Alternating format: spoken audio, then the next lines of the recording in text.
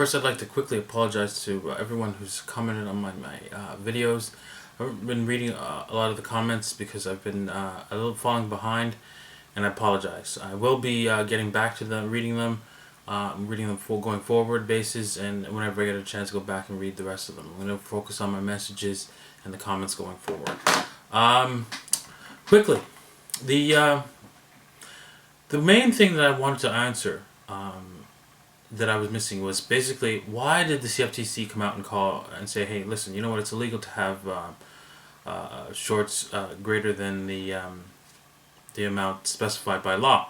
So instead of just, arresting people, it'd be like the government calling up people and saying, hey, announcing, saying, hey, you know what, it's illegal to own crack in your house. And then obviously, what are you gonna do? You're gonna flush it down the toilet. So it doesn't make any sense to me why the CFTC would do that.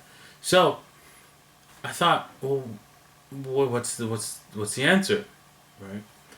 I mean, think about it, right? The question in the movie, Old Boy. One of the characters said, the question you fail to answer is the one that will destroy you. And I'm ad-libbing here because I don't exactly remember what it was, because I saw it like 5 years ago. And it's a really good movie, so if you get a chance to see it, so you should watch it. So I've realized that this is the main question. Why would they do this? And this is my hypothesis. Basically, the overall objective of our banking system is to get global regulations. And the reason why banks want regulations is because they're gangsters. And like all gangsters, there's two ways to enforce the rules. You can either do it like a normal gangster who doesn't have the force of law and basically kill people who don't follow the rules, or you can get the law to do it for you and have sheeple come and say, okay, yeah, you can't create money out of nothing and give it to yourself. No, you have to loan it to people, Jack. So there you go. I mean, if there was no regulation, that's exactly what would happen. And that's why we should have no regulation. You're like, what? That don't make any sense. That would collapse the currency. Yeah. Do you get it? Without regulation, we'd use the proper tools for money and banking.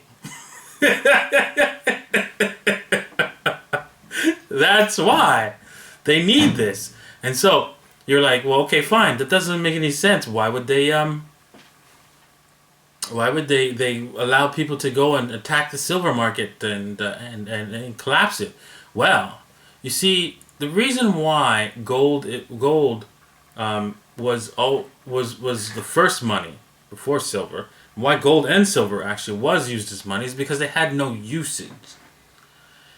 And the reason why that's a good thing for the monetary unit is because no one can state that it is a primary usable device in our society. Silver is. Silver is so critical that without it, right, medical supplies will stop being produced. So many electronics and stuff like that will come to a halt. So this gives them an out, someone to blame, other than their currency.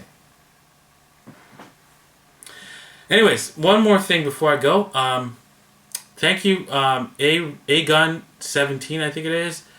He mentioned that I turned the light facing towards the wall, and it diffuses the light, and then boom, there we go. So it worked out perfectly, as you can see. Here's a coin with the light on, and you can see the coin perfectly without any glare. Alrighty, thank you. And cut. Here you go. You're joking, right? What's this? Your payment. I don't think so. This is what I'm looking for.